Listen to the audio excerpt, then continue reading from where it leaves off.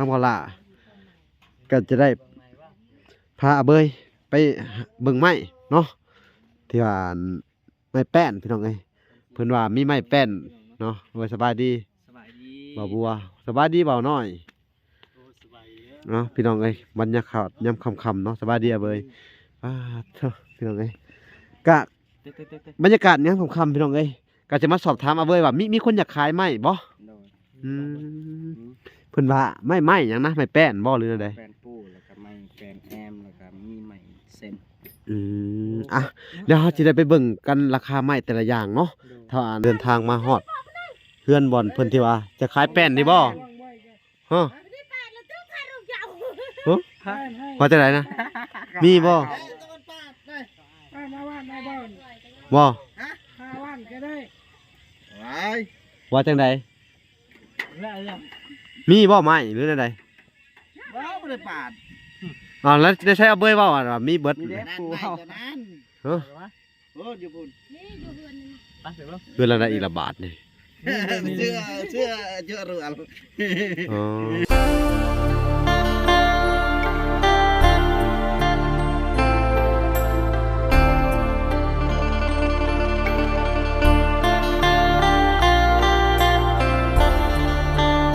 อ๋อโอเคเนาะพี่น้องกราบสบายดีพ่อแม่พี่น้องเบิดสุขุสุขคนเนาะกันยินดีกับสู่ช่อง YouTube บ่าวละสายบุญ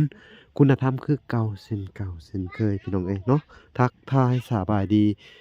FC ทางฝั่งไทยและก็ FC ทางฝั่งลาวและ FC ทางต่างประเทศนำเด้อพี่น้องเอ้ยเนาะสบายดีพ่อแม่เนาะที่อยู่ทั้งเมืองนอกเมืองนาเนาะมื้อนี้ก็ทางบ่าวละก็จะได้พาอาเบยไปเบิ่งไม้เนาะที่ว่า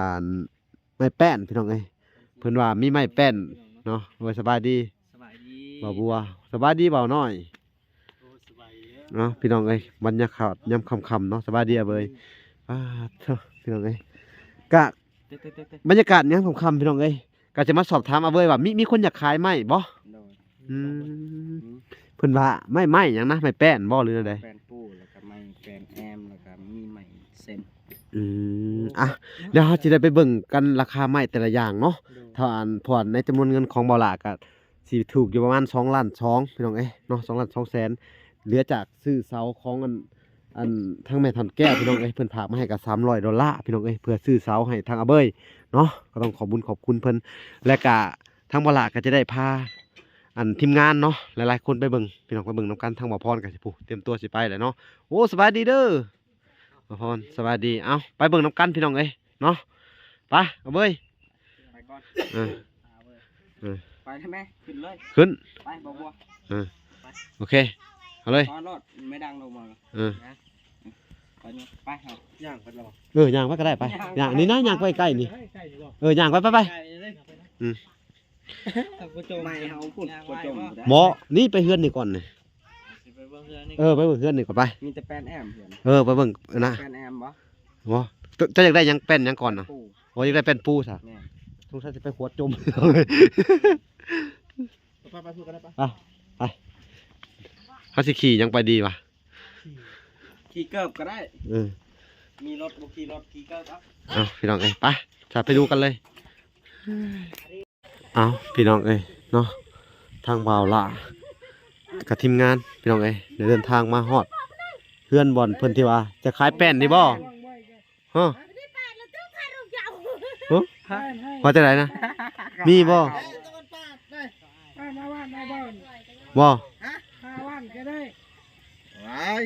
ว่าจังไดมีบ่ไม้หรือจังไดว้าวบ่ได้ปาดแล้วได้ใช้เอาเบยเว้าว่ามีเบิดมีแต่ปูเฮาอยู่พุ่น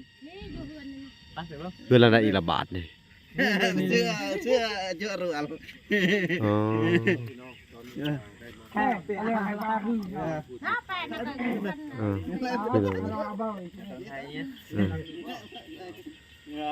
งงเลยพี่น้องในบาทนี่สรุปแล้วไม่อยู่ในไทยข้างหามนะเฮือนหันนั่นบ่ทางมากที่นี่ไปเบิ่งกันไปไปไปเบิ่งไปย่างไปก็ได้เนาะไป ย่างก่อนย่างก่อนอืม เออ ไม่ยังที่สิขายนี่ ฮะ ไม่ยังบ่ไม่เส้นหรือว่าไม่แป้น ไม่เซ็น ไม่แป้นได้ซะ แป้นยังบ่ทันบาท แป้นนี่แป้นยังสิปาดขายนี่ ว่าอยากได้แป้นยังซะ เอาแป้นปูนี่ แป้นปูวะ เส้นเท่าไหร่ แป้นปูไม่อันนี้เด้อ นี่ยินเบยว่าคือว่าอัน8 บ่แม่นกระย้อมมัน 80,000 เออ เส้นหนึ่งนะ แผ่นหนึ่ง แผ่นละ80,000เอาสั่งเด้อซะชรากะไปเบิ่งตัวนี้ก่อนแล้วก็สิสั่งแป้นเจ้าเนาะเอาพี่น้องเอ้ย ไม่เซ็นแล้วตัวละแสนเขาเอานำ อืม 16โตที่ร้าน6 โอ้อันนี้ก็ 15โตเออ อืมพี่น้องเอ้ยไปเบิ่งกันพี่น้องเอ้ยไปเบิ่งไม้ก่อนแต่ว่าบ่ลาว่าสิสั่งเป็นแป้นนั่นแหละพี่น้องเอ้ยเนาะแผ่นละไอ้ 80,000 80อ่ะไปเบิ่งกันเลยพี่น้อง คือน้องอาเบยเป็นคนชวนบ่ เพิ่นชวนมาเบิ่งใจฮ้อนเลยเพิ่นว่าอยากได้ไม้ล่ะเนาะ บอกอาเบยว่าเจ้าอยากได้แป้นบ่ว่ะเลยว่ามีอยู่ โอ้ดินบวมเลยเนาะตาพี่น้องเอ้ยบรรยากาศยามค่ำ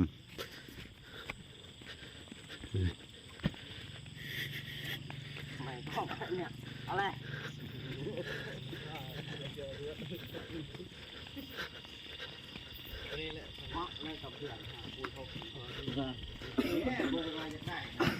โอ้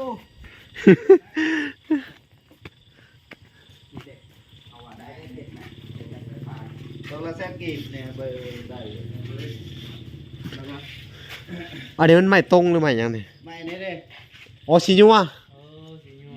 เออ ตัวนี้ก็โอเค โอเคอยู่เนาะ โอเคอยู่นะ ไม้สีนัวพี่น้องเอ้ยตัวละแสนกีบเนาะ ตัวละแสนกีบอยู่นะ อืม ต่างกับตัวละแสนกีบฮะ แน่ตัวนี้ แม่ย่าง โอ้งามอยู่สีนัวเป็นได้ว่าพรพอเอาบ่เจ้าว่ะ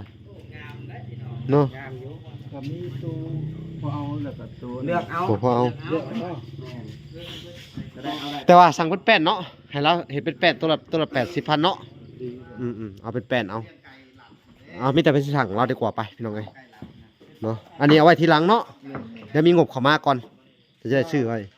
เลือกเอาก็โอเคอยู่ แม่นงามอยู่เลือกเอาพี่น้องเอ้ยป้าทีมงานแต่ละคนเออป้าพี่น้องเอ้ยเอามาผิดตัวเจ้าไอ้อันน่ะคือแบบสิเนาะเอาเป็นแป้นปูเนาะสั่งเฮ้ยจากตัว28ตัวบ่ จะ8แผ่น เอาสัก8แผ่นก่อนแผ่นละ10,000เนาะ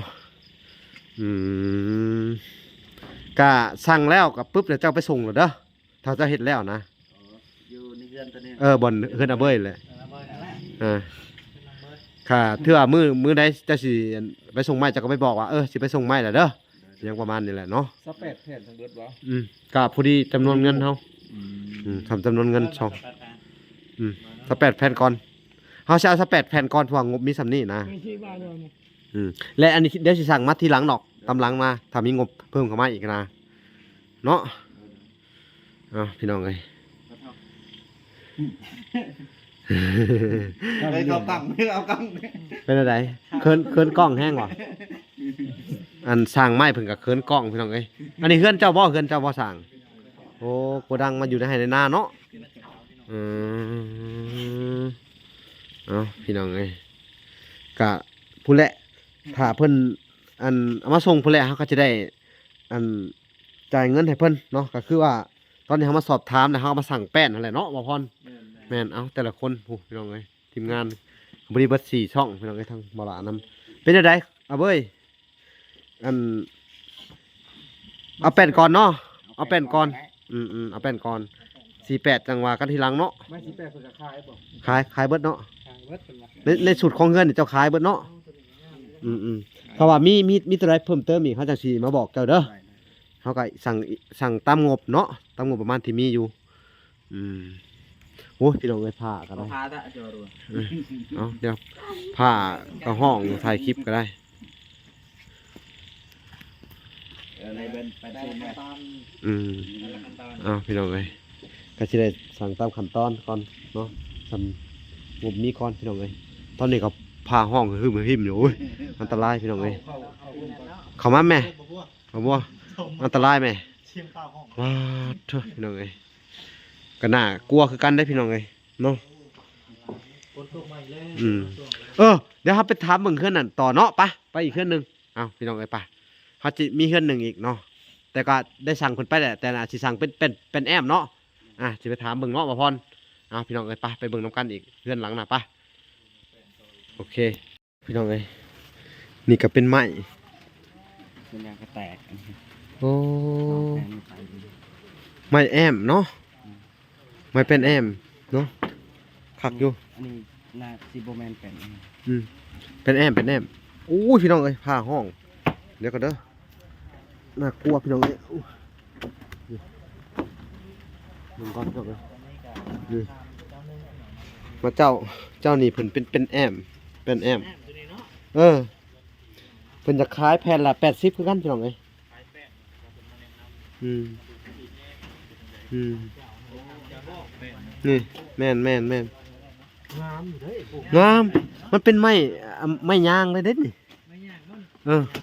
แม่น จังได้คิดว่าหักเนาะ โอ้ หรือว่าจะเอาว่าสิว่าปูเลย ปูก็ได้หัวเห็ดอันนั้น คู่ไม่ได้ คันเฮาเห็ดแบบว่า บ่ได้ห่าง ก็ได้ประมาณซันนี่ ปูได้เนาะ นี่แล้วเฮาเหยียบมันสิลุกลง อืม บ่ต้องเฮ็ดห้างนะครับ อืม สิปลู มักบ่เบยแมปนี่ มากว่าเว้ย ก็มักอยู่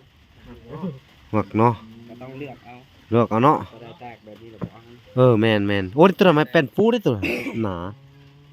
บึกคู่แล้วนี่ นี่ทางเจ้าของเพิ่นมาพี่น้องอ้ายเนาะสบายดีอ้ายสบายดีเด้อสบายดี เป็นไปงาม ไม่ย่างบ่หรือไม่ แม่น โอ้ไม่ดีเลยดิเฮ็ดแป้นปูได้บ่นี่ได้เนาะ ได้เบิดเนาะ ไอ้พวกงานเลยซอยซิลิกัสซอยกัน โอ้งามได้พี่น้องเฮ็ดแป้นปูเลยก็ได้ต้นนี้เขาว่าไปสั่ง เลย อ๋ ก็ อ แล้วเนาะ เอาไว้อีกรอบหน้าเนาะหรือว่าใดๆเมื่อเดี๋ยวสิได้ถามเบิ่งเกินๆแหละเฮามีงบประมาณเฮาก็สิมาซื้อต้นนี้ เพิ่มอีกเนาะก็มีแต่ที่มาซื้อน้ำเพิ่นนี่แหละพี่น้องก็มีงบประมาณรอบหน้าเนาะเอาคักอยู่แป้นงามอยู่พี่น้องเอ้ยอ่า เอาเบอร์เชียงซอยไปพี่ก็จะใช่ก็จะแบบของคนเดีย นี่ ว พี่น้องเอ้ย ตัวอังซอย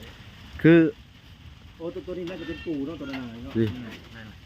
เป็นปู เนาะ ตัวบ้างนะแอมเนาะแม่นบอกแม่นเลย พี่น้องเอ้ยนี่ ถ้ามีก็ได้